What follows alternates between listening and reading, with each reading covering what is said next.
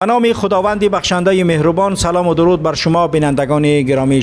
امروز تقدیم شما برنامه بشرفان 3 را تقدیم می نمایم و در این برنامه می توانید در مورد بعضی از عملهای خشین و بعضی از عملهای واقعا هم ناپاکی آزاده شمس الله صاحبوف و وزیر معارف کشور و این چنین تهمینه دختر دیگر امام علی رحمانوف تقدیم شما می نماییم و امیدواریم که از دیدن این برنامه که واقعا هم موی بدن انسان راست می شود ولی ناگزیریم تا اینکه ملت بداند که چی کسان ما را حکومت دارند و چی کسان دولت و ملت و وطن ما را به چنین حالتهای پست می رسانند و این چنین می توانید در مورد آن دخترکانی که گم شده اند و به چه حالت ها آنها کشته می شوند و در رسانه های داخلی آنها را چگونه عنوان می دهند و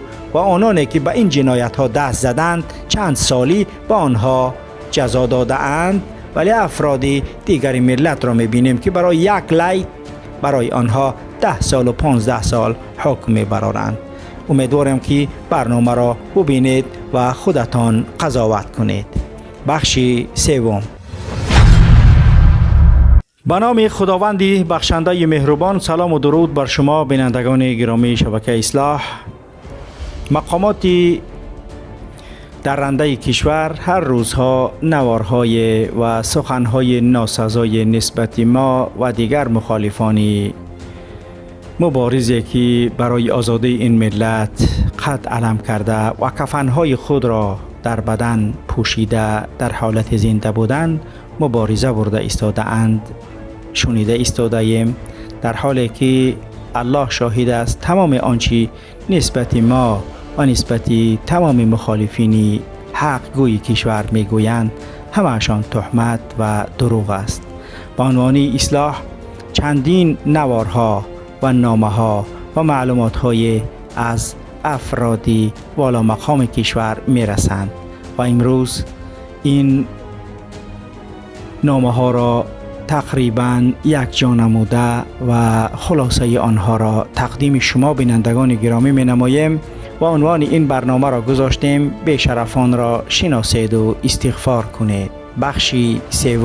برنامه امروز ما در مورد آزاده رحمان است. آزاده رحمان رئیس دستگاه اجرایی پرزیدنت نفر دوم در حکومت تاجیکستان است. وی 3 ژانویه سال 1978 در عائله کلخوزچی در دنغره به دنیا آمده است. عائله‌دار صاحب 5 فرزند. دختر خردی آزاده از انا همان شهباز رجب زاده می باشد. میوه عشق نامشروع آزاده و شهباز است که داستان‌های زیادی از این معاشقت پهن شده است. آنچه را که خودم با چشم سرم دیدم قصه می کنم و الله شاهد است که هیچ تهمت و دروغ در آنچه برایتان اصلاح می نویسم وجود ندارد. من مسلمانم و ایمانی کامل دارم که هیچ چیزی دروغ برایتان تقدیم نکردم. سال هاست که عضو هیئت دسته محافظان آزاده و منزل زیستی او می باشم.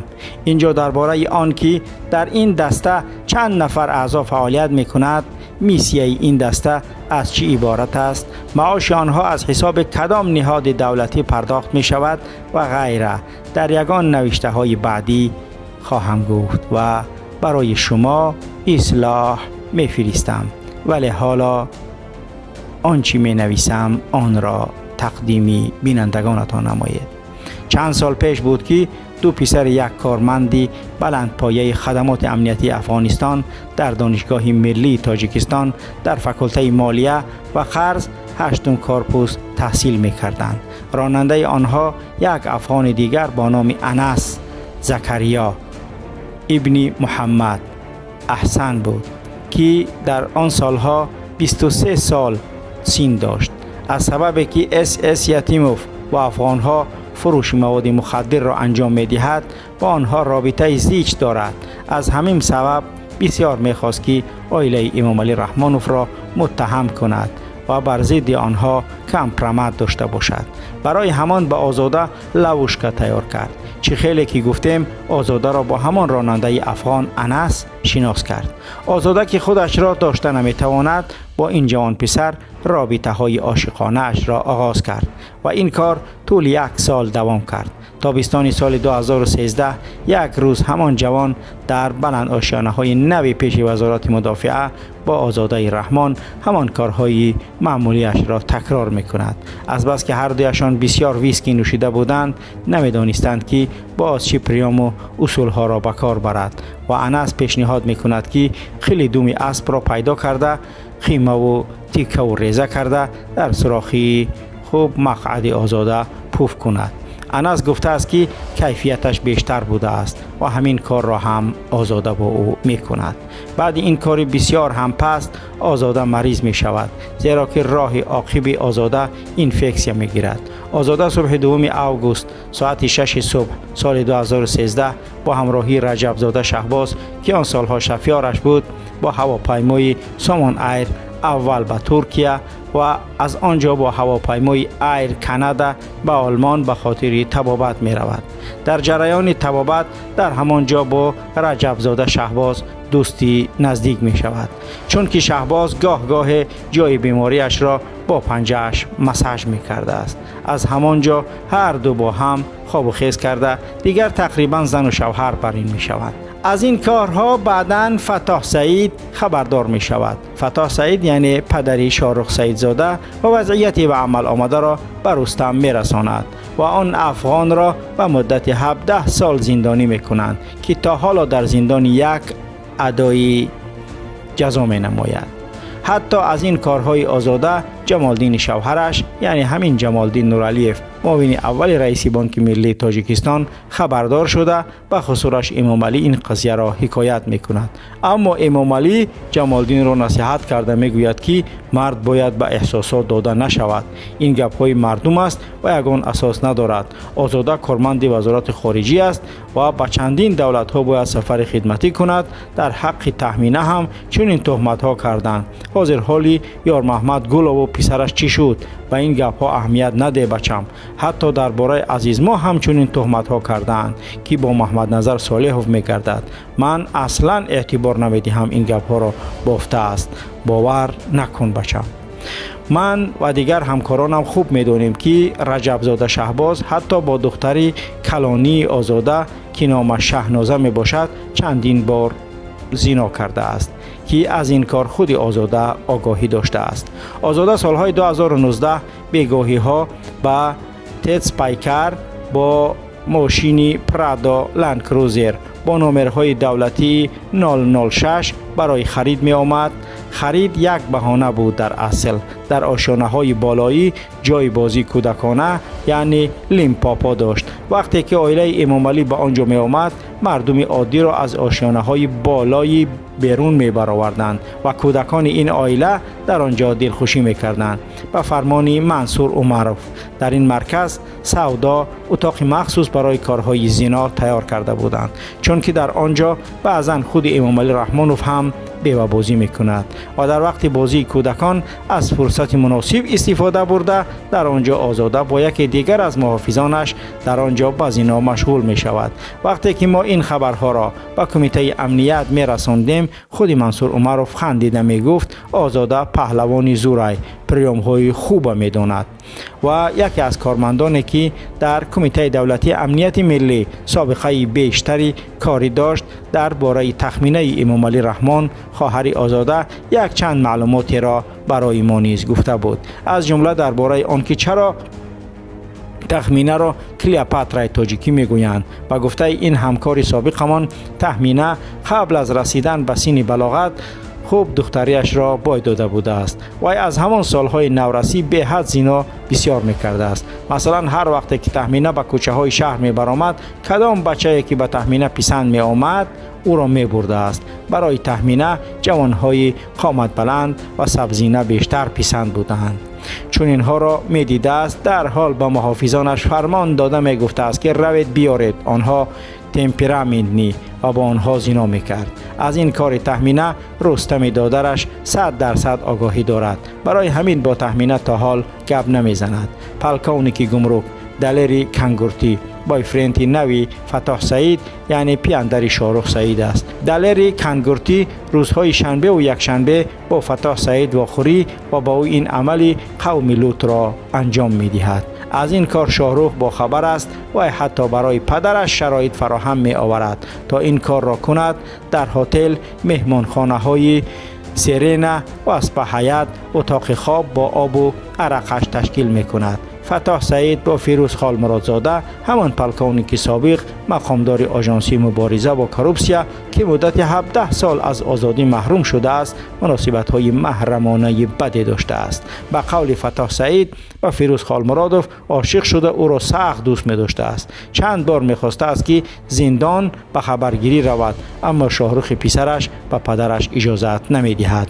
محمد یوسف اماموف وزیر معارف و علم به این مردهای کراسافچیک بیشتر پسند می آمده است. مثلا با جاوید براتوف کارمند وزارت کارهای داخلی. اینها رنگ زن و شویند، تنها زکس نکردند و خلاص. امامزاده بیماری گیمرای هم داشته است و یک جا نشستن برایش خیلی دشوار بوده است. در اتاق کاری برایش کت خواب مهیا کردند. ببینید وزیری معارف و علم نیز با چنین بیماری گرفتار است. بیننده گرامی، خونخرادزاده فاتح خلمراد گنرال مایور میلیسیا سردار ریاست کارهای داخلی در نقلیات وزارت کارهای داخلی جمهوری تاجیکستان است.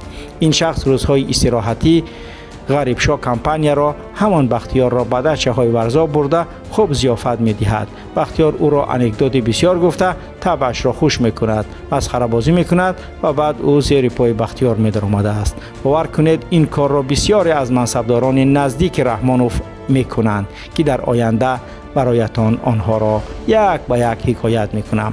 منصبداران و شخصان سومداری که با بچه بازی مشغولند اکثریتشان یک نشانی مخصوص دارند. مثلا سالن ماشین هایشان با رنگ سرخ آرایش داده شده است و یا در کرسی های چرمین ماشینشان صورت های خودشان را چاپ کرده اند. شمس‌الله صاحبوف رئیس شرکت فراز یکی از دامادهای بیشمار امام علی رحمانوف کارهای را در قلمرو کشور به انجام رسانده ایستاده است که در عقل آدمی راست نمیگیرد. شمس‌الله صاحبوف از خانه بی پرستاران که در کوچه اکادمیک ادهموف 64 شهر دوشنبه جایگیر است در نزدیکی اشن کودکان 6-7 ساله را گرفته همچون غلام به خارجیان می فروشد. مثلا با پاکستانی، افغانستان، اماراتی متحده عرب، ترکیه و غیره. مقامات امنیتی و ملیسه از این کار نه اینکه با خبرند و چاره نمی بینند به طور وانمود می کنند که گویا چیزی را نمی دانند، بلکه در این جنایت مدهش با شمس‌الله شریک هستند. نخود کارمندان ملیسه و امنیتی کشور با این حد شرف مردی و ایمان و ناموسشان را فروخته باشند. حالا که می‌بینیم اسماعیل نبیره رحمانوف چطور کیف و صفا کرده ایستاده است. این همه کیف و صفا معلوم است که از همین گونه بیزنس های است که خلق تاجیک را نه تنها غارت بلکه به غلامی برده رسانیده ایستادند. این گپ مخصوص به کارمندان امنیت و وزارت کارهای داخلی دخل دارد. بی‌طرف نباشید. شما یگان بار فکر کرده اید که به جرم و جنایت های وزنین این اولاد یاردم کرده ایستاده اید؟ اکثریت کارمندان مقامات نقض می‌دانید که سال 2013 حدود صدبرگ در پشت دامی کریستال 2 دخترچه دوگانیک 2 سال کافتکاب کردید. یک نوبت تاکسیست های وحدت را برده در عادل نیم کشته کرده سومهای آنها را کنده اید و من شاهد به واسطه همه این اعمال شما بودم، ولی شما مجبور در سر یگان کمبغل این کار را زده نمیتوانستید، چون که اگر به کله گیرد هم جسدها را پیدا کرده نمیتوانستید. بعد کودک دزدی در تاجیکستان بسیار تر سر زد. مثلا ماه اوگوست سال 2014 آسیا دیلاوروا هر سه این دخترکان که در بناهای پشت مرکز سودای صدبرگ زندگی می‌کردند و بعداً دخترچه 7 ساله هنگامی از مکتب برگشتن دزدیده شدند. مدت نگذشته اعلان شد که به واسطه کامراهای نظارتی این گروه جنایتکار را دستگیر کردند. در این گروه جنایتکار یک تاکسیست و ساکن 48 ساله شهر دوشنبه مطلوبه احمدووا شامل بودند. احمدووا در نزدیکی مرکز سودای صدبرگ و در محله زرفشان حجره ها را برای مساج به اجاره گرفته و کودکان دزدیده شده را به آنجا برده دل و جگرشان را گرفته جسدهایشان را به زوپارک برده به حیوانهای وحشی میداده است و با آنها طبیبان مرکز جمهوریوی تندرستی غیاسوف شریک بودند. من از حکومتی ها پرسیدنیم که چرا حقیقت این قضیه را با مردم نگفتید؟ چرا تا حال جسد کودکان را یافته و والدانشان ندادید؟ چرا از 3 تا دکتر تنها 1 نفرش در محبس و آن هم 13 سال حکم گرفت 6 سالش را طبق امنیستیا کم کردید و سال 2022 به آزادی می براید 1 سال پس، چون که در پشت همه این کارها شمس الله صاحبوف می ایستد. شما میگوید که تاجیکستان آرامی است، بهشت روی زمین است، اما کودکان مردم مثل آسیه، سبینه و ملیکه در کوچه بازی کردن نمی توانند. شمس الله و آدمانش آمدن می دزدند، برده دل و جگرشان را گرفته می فروشند. شما وقتی از آرامی گپ میزنید دخترتون را به دانشگاه روان میکنید مثل دلافروز خالمراد یک چشم رستم نرکمن به دختر شما میافتد، فرمان میدهد که روید گرفته بیاریدش و بعد 6 ماه جسد بیجانش را از درون کدام غار پیدا میکنید و این سخنها مخصوصا به شاپلوزها داخل دارند. وقتی که از امام علی دفاع میکنید و از صلح گپ میزنید یک بار فکر این کودکانی که حالا در قید حیات نیستند و پدر و مادر آنها از عقل بیگانه شده خون میخورند کرده اید و فکر آن کودکانی که حالا شیرینی حیات را ندیده به خارج کشور به غلامی فروخته میشوند کرده اید. مخصوصا برای مردم بدخشان گفتنیم که وقتی گروه الفا سال 2012 حمله کرد من خودم شاهدی این حال بودم. با یکی از خانه ها درش را زده شکسته در آمدیم. از پیشمان یک کودک تقریبا 7 ساله برآمد و آن کودک را با تفنگچه در پیشانیش پرانیده خوراکه هایشان را گرفته برآمده رفتیم. با فرمان یتیموف بیش از 100 دختر زیبای پامری را دزدیده با فرخار آوردیم و به افغان ها دادیم. شما در یاد دارید که امام علی رحمانوف زمینی پامیر را بر عوض 500 میلیون دلار به خیتای فروخت، بعد آن به خاروق رفته بود. مردم بانند گماناموس بدخشان سرجمعانه آواز بلند کرد. امام علی مجبور شد گوش کرد، ولی محض بعد همان خیلی خشمگین شده نقشه بمباران کردن پامیر را کشید و انا همان گنرال عبدالله نظروی کشته شده امنیت را که با منطراف که شام 21 ایول سال 2012 زده کشتن کار دست خود امنیت بود و ما دقیقاً میدانیم و لازم باشد جزئیات آن قتل را میتوانم دقیقاً تقدیم بینندگان اصلاح نمایم. اما این کار را در سر شما مردم غیور بدخشانی زدند تا که امام علی قصدش را گیرد و خود امام علی رحمانوف فرمان داد که تمام مردهای پامری را کشید، زنهایشان را چیکار میخواهید بکنید. و یک سبب دیگرش این بود که تمام توابتخانه های طبیعی منطقه را مثل گرم چشمه از دست شما زده گیرند و دامادهایش دهد و بایگری های طبیعی از قبیل سنگ های قیمت بها را کشیده گیرد. نیاز به شرح ندارد که همه را بگویم که کدام آسایشگاه در دست کدام داماد و کدام کارگاه و کوههای لعل در دست کی و آن را کی اداره میکند. آمارهای دقیق هم از خاروق تا اشکاشیم داریم و میتوانیم آن را پر در اختیار اصلاح قرار دهیم و خوبتر دانید که چی کار دارند در بدخشان. پایان بخش سوم. خوب بینندگان گرامی، دیدید که این عائله به چه عملهای بد و ناخوش در کشور دست میزنند، ولی باز هم از صلح و آسایشتگی، ولی باز هم از کفیل صلح و نجات دهنده سیاره امام علی رحمانوف تعریف و توصیف می نمایند. بله بینندگان گرامی، اگر این جنایت های عائله اکتفا داده نشوند، در آینده تقدیم شما بخش های 4، 5، 6 و همین خیل نوارهایی که واقعا با چشم سر آنها را میبینید تقدیمتان می نماییم. و شما بود محمد اقبال صدرالدین. سلام علیکم و رحمت الله و برکاته.